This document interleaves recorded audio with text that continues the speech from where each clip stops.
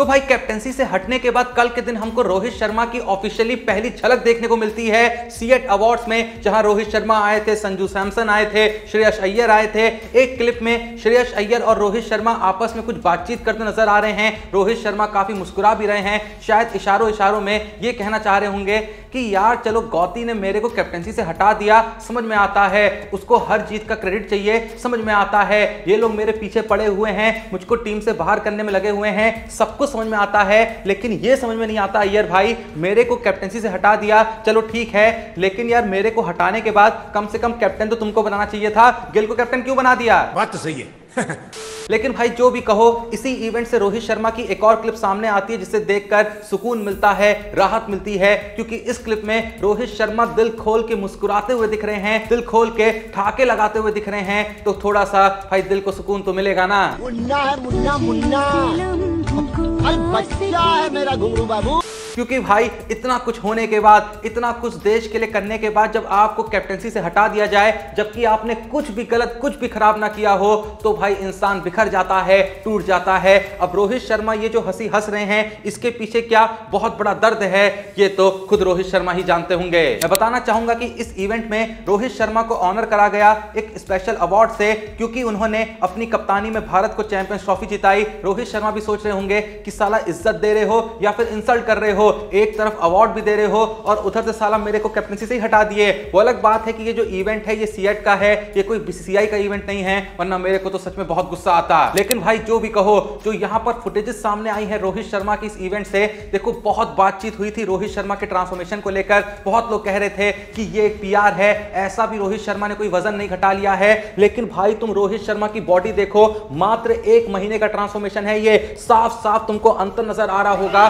भाई जो चर्बी है पूरे तरीके से गायब हो गई है। इससे ये तो पता चलता है कि रोहित भैया खुद को बहुत ही शिद्दत से तैयार कर रहे थे ओडीआई वर्ल्ड कप 2027 के लिए। वो तो मान के बैठे थे कि साला सिर्फ ओडीआई क्रिकेट में एक्टिव हूं और अब मुझको भाई रिटायरमेंट लेने से पहले अपनी कप्तानी में कुछ भी करके भारत को ओडीआई वर्ल्ड कप जिताना है। उनको क्या पता था कि इतनी मेहनत करने के बाद उनको कैप्टेंसी से ही हटा दिया जाएगा। तुम्हारा इस बारे में क्या ओपिनियन है, कमेंट सेक्शन में जरूर बताना। वैसे कल के दिन रोहित शर्मा की नेट प्रैक्टिस से भी एक फोटो सामने आती है और इस फोटो में भी रोहित शर्मा भाई एकदम स्लिम नजर आ रहे हैं, एकदम भाई शार्प नजर आ रहे हैं, एकदम शेप में नजर आ रहे हैं। रोहित भाई गर्दा मचा दिए हो। बाकी भाई जिस दिन रोहित शर्मा ऑस्ट्रेलिया के खिलाफ अपना पहला ओडीआई मैच खेलने उतरेंगे उस सीरीज का, तो वो मैच असल में रोहित शर्मा का 500 इंटरनेशनल मैच होगा। और जैसे ही रोहित शर्मा इस सीरीज में सेंचुरी लगाएंगे तो वो सेंचुरी उनकी 50th इंटरनेशनल सेंचुरी होगी। रोहित शर्मा ने अपने करियर में 67 टेस्ट मैचेस खेले हैं, 273 ओडीआई मैचेस खेले हैं, 159 टी20 मैचेस खेले हैं, जिसका सम टोटल 499 निकलता है। यानी भाई 500वें इंटरनेशनल मैच में अगर रोहित भाई सेंचुरी मार दें तो भाई जहां उनका वो 500 इंटरनेशनल मैच होगा, उसी मैच में वो लगाएंगे अपने इंटरनेशनल करियर की 50th सेंचुरी। वैसे भाई कभी कभी मैं सोचता हूं कि अगर भारतीय क्रिकेट के अंदर जो ये पॉलिटिक्स हुई है पिछले कुछ वक्त में, अगर ये पॉलिटिक्स ना होती ना, सब कुछ अगर आइडल तरीके से होता, यानी कि जो होना चाहिए था अगर वही होता, तो कहीं ना कहीं टी20 में कप्तान बनना चाहिए था रोहित शर्मा के बाद हार्दिक पांड्या को। भाई साहब वाइस कैप्टन थे, आईपीएल में अपनी कैप्टनसी को प्रूव कर चुके थे, गुजरात टाइटंस की कैप्टनसी करके एक अच्छा खासा अनुभव था उनको कैप्टनसी का, और लंबे वक्त से वो मान के बैठे थे कि वही टी20 कैप्टन बनेंगे। लेकिन वहां कप्तान कौन बनता है? सूर्य कुमार यादव। ठीक है, सूर्या ने अच्छी कैप्टनसी करी है, टी20 में काफी अच्छी करी है, लेकिन फिर भी आइडियल तरीके से टी20 में अगला कप्तान हार्दिक पांड्या होना चाहिए था। और रोहित शर्मा को कैप्टनसी से हटा भी दिया था, तो भाई आइडियल तरीके से ओडीआई का अगला कप्तान श्रेयस अय्यर होना चाहिए था। और भाई जहां रोहित शर्मा ने टेस्ट से रिटायरमेंट की घोषणा कर दी थी, तो टेस्ट में भी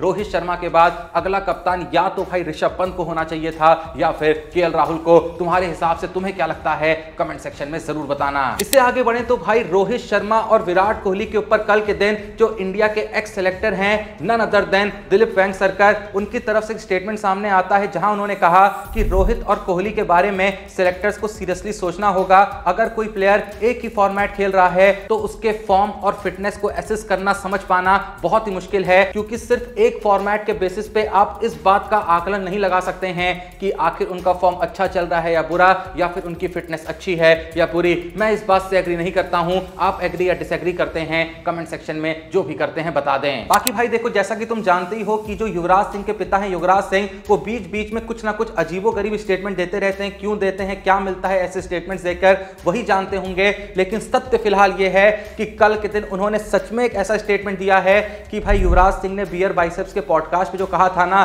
कि उनके पिता युवराज सिंह को कुछ मेंटल इशू है, भाई सच में उनको मेंटल इशू है। क्योंकि कल के दिन युवराज सिंह ने यह कह दिया कि जो मोहम्मद सिराज हैं उनके अंदर सच में एक बहुत ही बड़ा पोटेंशियल है आने वाले वक्त में एक बेहतरीन ऑलराउंडर बनने का।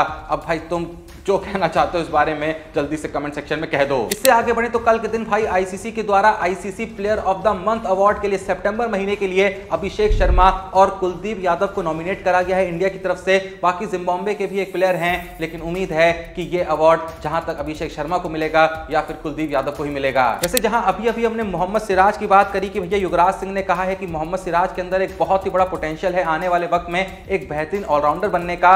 अब भाई वो पोटेंशियल है या नहीं है ये तो सिराज ही जानते होंगे। वैसे ये बहुत ही हवा में कही गई बात है, लेकिन बताना चाहूंगा कि हाल ही में इंडियन एक्सप्रेस को दिए गए इंटरव्यू में मोहम्मद सिराज ने धोनी की एक एडवाइस के बारे में बातचीत करी, जो एडवाइस धोनी ने सिराज को उनके शुरुआती करियर में दी थी जब वो इंडिया के लिए डेब्यू कर रहे थे। उस वक्त पे धोनी ने जो कहा था, सिराज कहते हैं कि आज भी मुझको वो बात बहुत ही अच्छे से याद है और जब जब मैं इंडिया के लिए खेलने उतरता हूं मैं उस बात को हमेशा अपने दिमाग में रखता हूं। अगर धोनी की मुझको वो एडवाइस नहीं मिली होती तो शायद बहुत बार बुरे वक्त में मैं बिखर चुका होता। वो एडवाइस क्या है मैं तुमको बताता हूं। मोहम्मद सिराज ने कहा कि जब मैं टीम में नया नया आया था, एमएस धोनी ने मुझे बोला था कि दूसरों की बातों पर कभी भी ध्यान मत देना। जब तुम अच्छा परफॉर्म कर रहे हो तो फैंस और दुनिया तुम्हारे साथ होगी और कहेगी कि सिराज जैसा बॉलर कोई नहीं है। लेकिन अगले मैच में अगर तुम परफॉर्म नहीं करते हो तो वही लोग तुमसे कहेंगे जाओ अपने पिता के साथ जाकर ऑटो चलाओ। तुम एक मैच में हीरो होते हो और दूसरे मैच में जीरो बन जाते हो। ये एक ऐसी सच्चाई है जो बहुत ही कड़वी सच्चाई है, लेकिन ऐसी नसीहत एमएस धोनी जैसा प्लेयर ही किसी प्लेयर को दे सकता है। तुम्हारा इस एडवाइस के बारे में जो भी कहना है कमेंट सेक्शन में जरूर बताना। बाकी नजर डालें आज की लास्ट अपडेट पे, तो भाई जहां हाल ही में इंडिया का स्क्वाड सामने आया था ऑस्ट्रेलिया के खिलाफ होने वाली ओडीआई और टी20 सीरीज के लिए, तो कल के दिन ऑस्ट्रेलिया भी अपना ऑफिशियल स्क्वाड यहां पर अनाउंस करती है इंडिया के खिलाफ होने वाली ओडीआई और टी20 सीरीज के लिए। सबसे पहले अगर ओडीआई स्क्वाड पे नजर डालें तो पैट कमिंस तो इस स्क्वाड में नहीं है, मिचेल मार्श यहां पर कैप्टन हैं। उसके अलावा जेवियर बार्टलेट हैं, एलेक्स कैरी हैं, कूपर कॉनोली हैं, बेन डॉर्सिस हैं, नाथन एलिस हैं, कैमरून ग्रीन हैं, जॉश हेजलवुड हैं, ट्रेविस हेड हैं, जॉश इंग्लिश हैं, मिचेल ओवन हैं, मैथ्यू रेंशॉ हैं, मैट शॉट हैं, मिचेल स्टार्क हैं और एडम जैम्पा हैं। वहीं बात करें टी20 स्क्वाड की, यहां भी कैप्टन है none other than Mitchell Marsh. उसके अलावा सीन एबॉट हैं, जेवियर बार्टलेट हैं, टिम डेविड हैं, बेन डॉर्सिस हैं, नाथन एलिस हैं, जॉश हेजलवुड हैं, ट्रेविस हेड हैं, जॉश इंग्लिश हैं, एम कॉमन हैं, मिचेल ओवन हैं, मैट शॉट, मार्कस स्टोनिस और एडम जैम्पा हैं। यानी कहीं ना कहीं ऑस्ट्रेलिया ने भी अच्छा खासा यहां पर स्क्वाड तैयार किया है इंडिया के खिलाफ होने वाली टी20 और ओडीआई सीरीज के लिए। जो भी कहो मजा आने वाला है भाई। एक लंबे वक्त के बाद हमको इंडिया की एक कॉम्पिटिटिव बायलैटरल सीरीज देखने को मिलने वाली है। एशिया कप में भी काफी अच्छे मैचेस देखने को मिले थे, लेकिन भाई ऑस्ट्रेलिया में जब ऑस्ट्रेलिया के खिलाफ टी20 और ओडीआई सीरीज खेली जाएगी, हर मैच में भाई कांटे की टक्कर देखने को मिलेगी। जो भाई एक तगड़ा वाला क्रिकेट होता है ना, वो देखने को मिलेगा। खैर तुम इस सीरीज के लिए कितना एक्साइटेड हो कमेंट सेक्शन में जल्दी से बता दो, और रोहित शर्मा के जबरदस्त ट्रांसफॉर्मेशन के बारे में तुम्हारा जो भी ऑनेस्टली सोचना है वो भी कमेंट सेक्शन में जरूर बताना। बाकी कुछ नहीं यार, वीडियो को लाइक करना और प्लीज प्लीज प्लीज चैनल को सब्सक्राइब करना। मिलते हैं नेक्स्ट वीडियो में, तब तक के लिए जय हिंद, धन्यवाद।